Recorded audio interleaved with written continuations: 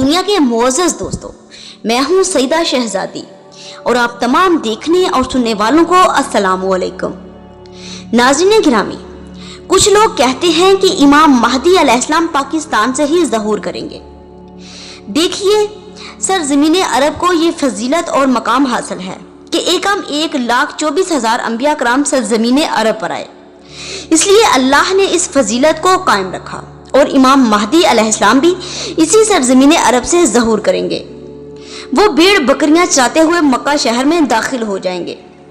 اسی رات اللہ امام مہدی کے ماننے والوں کو ان کے پاس جمع کر دے گا اور وہ بادلوں پر سوار ہو کر امام مہدی علیہ السلام کی نصرت کے لیے پہنچیں گے۔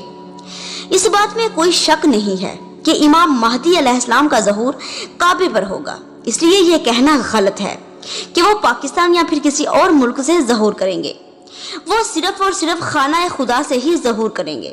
اور ایک راز اس میں یہ بھی ہے کہ اسی کعبہ میں حضرت علی علیہ السلام کا ظہور ہوا تھا۔ چونکہ امام مہدی علیہ السلام حضرت علی علیہ السلام کے ہی بیٹے ہیں، اس لیے خدا یہ چاہتا ہے کہ جب خاندان عصمت کا پہلا امام کعبہ میں آیا تو پھر ان کا آخری بھی کعبے سے آنا چاہیے۔ دوسری طرف آپ کو یہ بھی بتاتی چلوں کہ پاکستان کے وزیر اعلیٰ پنجاب عثمان بزدار نے استعفیٰ دے دیا ہے۔ کافی دنوں سے تحریک عدم اعتماد چل رہی ہے اور آج عثمان بزدار نے وزیر اعظم کو استعفیٰ دے دیا ہے اور ان کی جگہ نئے وزیر اعلیٰ پنجاب کا اعلان کیا جا رہا ہے۔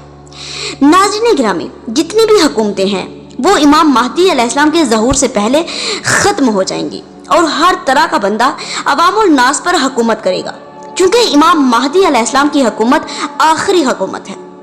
اللہم صلی علی محمد و آل محمد وعجل فرجہم اجمعین۔